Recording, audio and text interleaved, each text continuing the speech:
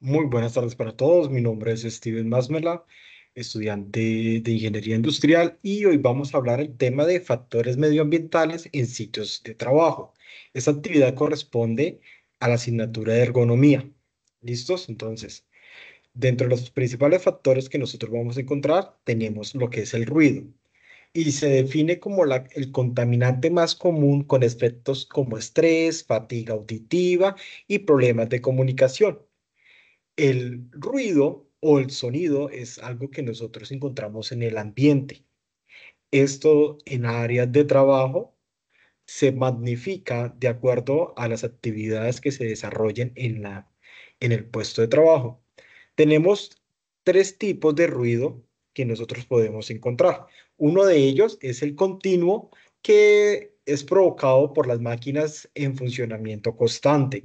Son esas máquinas que no paran, sino que su proceso sigue y sigue en la industria.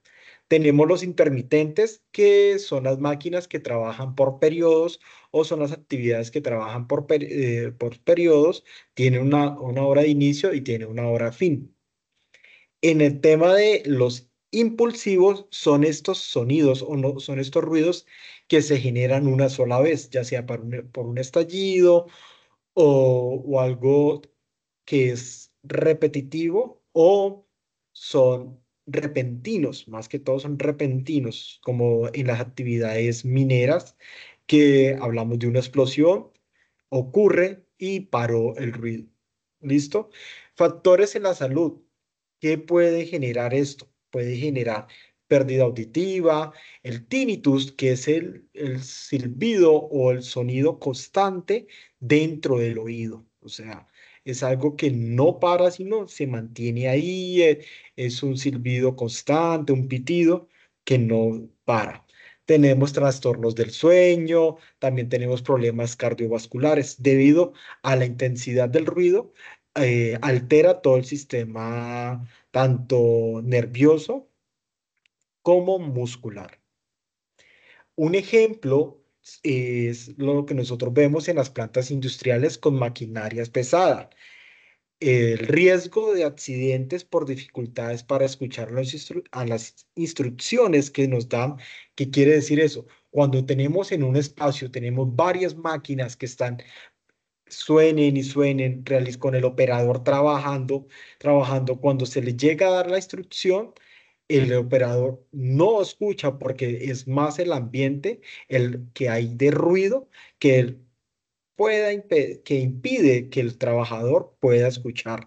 Por eso, dentro de la prevención, tenemos el uso de protectores auditivos. Esas copas son muy importantes, o ya sea uno inmersivo que vaya dentro del oído.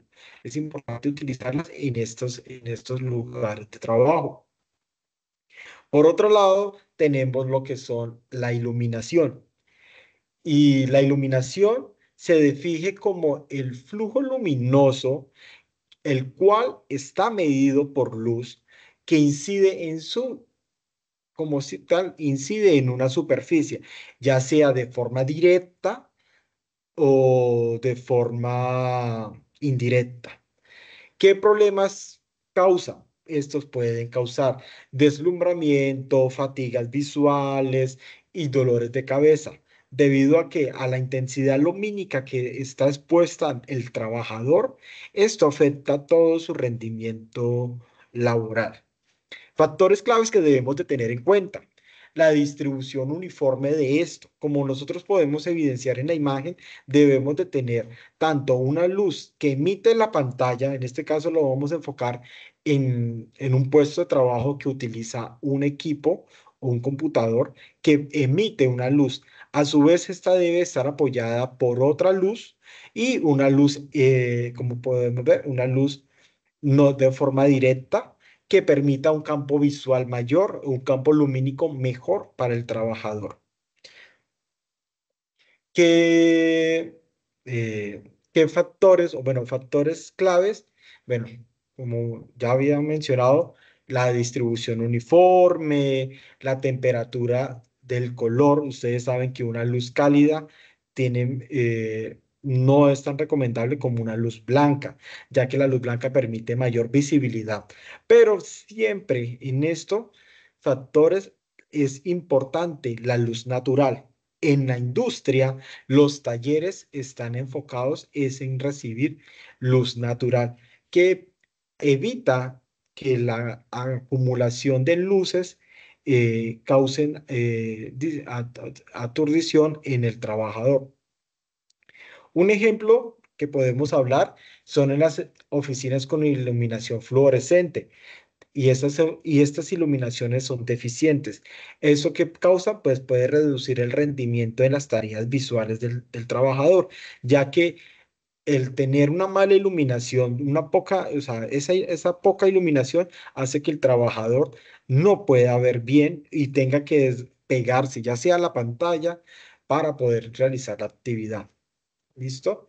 Las recomendaciones que se pueden dar en esto son ajustar los niveles de luz según las normas, evitar los reflejos en las pantallas y combinar la luz natural y la artificial. Como les decía, en los talleres, en la parte industrial, se busca que la luz sea más natural que luz artificial. En la parte de estrés térmico, se define por el malestar por temperaturas extremas. Estas temperaturas pueden ser tanto como calor o frío y afectan la productividad y principalmente la salud. ¿Qué lo causa? La falta de prevención, condiciones ambientales. Estas condiciones ambientales las podemos determinar como la humedad, la velocidad del viento, el índice de exposición a este, ya sea corto o prolongado, y la actividad física que genera la actividad o el proceso que está realizando el trabajador. Las consecuencias puede causar deshidratación, hipotermia, cuando estamos hablando en espacios con niveles de temperatura de -0. Reducción de de la destreza manual, ya que si estamos hablando nuevamente en condiciones bajo cero, el frío hace que los movimientos sean más lentos, más pausados, debido a la concentración o guardar energía para, para mantener la termorregulación del cuerpo. Un ejemplo en este proceso son los almacenes frigoríficos, que necesita, el trabajador necesita o el operario necesita una indumentaria especial para evitar la hipotermia, ya sean los sacos, ya sean igualmente las botas, todos chalecos que permitan controlar el cuerpo del trabajador. Prevención, tenemos, como ya lo mencionaba, la ropa térmica, las pausas en zonas climatizadas y la hidratación constante. Cuando estamos trabajando en caliente, es necesario que el trabajador realice la actividad y tome una pausa. Y en esa pausa trate de ventilar el cuerpo, hidratarlo para poderlo volver a someter a esa actividad. Tenemos la siguiente que es la de vibración y se define como la exposición a vibraciones de maquinaria que afectan el sistema musculoesquelético. ¿Qué quiere decir esto? El uso de herramientas vibratorias hacen que se altere tanto la parte muscular como esquelética y nerviosa del cuerpo. Entonces, esto se define en dos tipos: el cuerpo completo y que está enfocado en operadores de vehículos y los tipos de manos, brazos, que son las herramientas eléctricas. ¿Qué causan o efectos? El síndrome del túnel del carpiano, que lo ubicamos aquí en partes de la muñeca, el de Raynaud y el dolor articular. Un ejemplo de este efecto son los operadores de martillos neumáticos que causan riesgos incapacidad laborales constantes debido a que están sometidos a constante taladro del suelo hacen que su cuerpo esté en una constante vibración. ¿Cómo lo podemos mitigar? En la rotación de tareas, en las pausas activas y herramientas con amortiguación. Eso sí es muy importante a nivel operario que se tengan en cuenta estos factores. Por otro lado, tenemos la presión atmosférica, que dentro de esta actividad se define como los riesgos en entornos con presión alterada, altitud elevada o submarinismo. ¿Qué quiere decir eso? Cuando estamos trabajando bajo el agua. ¿Qué efectos causa hipoxia, que es la falta de oxígeno, el mal de alturas y el síndrome de descomprensión, que es cuando el cuerpo está en una altura elevada y pierde la presión? ¿Listo? Un ejemplo de esto son en la minería de altitud, el agotamiento físico y mental por falta de oxígeno. Al estar ustedes saben, dentro de la capa atmosférica, entre más elevados estemos, la carencia de oxígeno es mayor. ¿Cómo podemos prevenir esto? Se previene con aclimatización progresiva, equipos de oxígeno suplementario y protocolos de seguridad. Cuando se realizan estas actividades, es importante contar con todos los EPP necesarios para realizar dichos procesos, porque es importante velar por la seguridad de nuestro trabajador. Y por último, tenemos lo que corresponde al entorno vital, que tiene unos componentes claves que es la ergonomía, la calidad del aire y la distribución del espacio. En este orden de ideas, cuando hablamos de entorno vital, estamos hablando del área de trabajo que cumple unas condiciones mínimas para poder desempeñar una actividad. Dentro de los problemas comunes que encontramos en estos procesos o en esas actividades, tenemos la fatiga, la desmotivación, enfermedades respiratorias, ya que si estamos, ejemplo, si estamos en un taller donde no hay buena ventilación, no hay conductos de aire, estos se mantienen en el ambiente y causan ya sea problemas respiratorios, cuando vemos a los trabajadores con constantes gripas y solicitando pues incapacidades. Ejemplo, en oficinas con mala ventilación, impactos negativos en la productividad. Cuando estamos con niveles de mala ventilación, automáticamente los olores, toda la acumulación que emana el cuerpo, ya sea por sudoración, estos se acumulan en el ambiente y causan mal ambiente en el área de trabajo.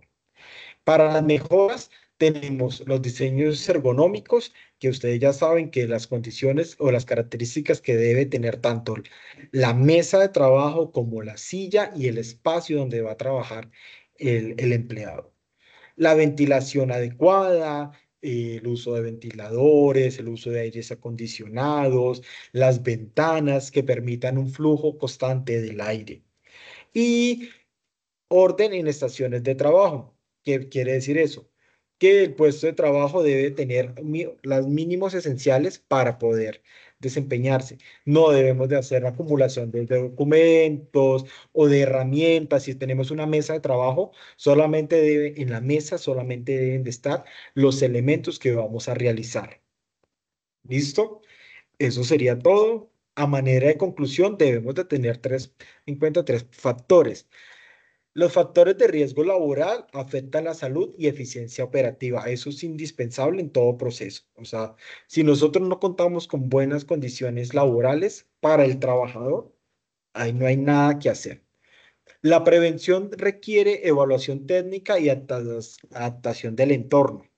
En eso, nosotros debemos de hacer un diagnóstico de cómo está el puesto de trabajo o cómo está el área de trabajo para poderla tener a nuestros trabajadores. Y ejemplos prácticos demuestran la importancia de medidas correctivas. Siempre nosotros debemos de manejar alertas o ejemplos de posibles causas que pueden generar un mal ambiente laboral en cuanto a las condiciones ambientales. ¿Listo? Eso sería todo por hoy. Muchísimas gracias. Espero haya sido claro el tema y nos vemos en una próxima oportunidad. Feliz día para todos.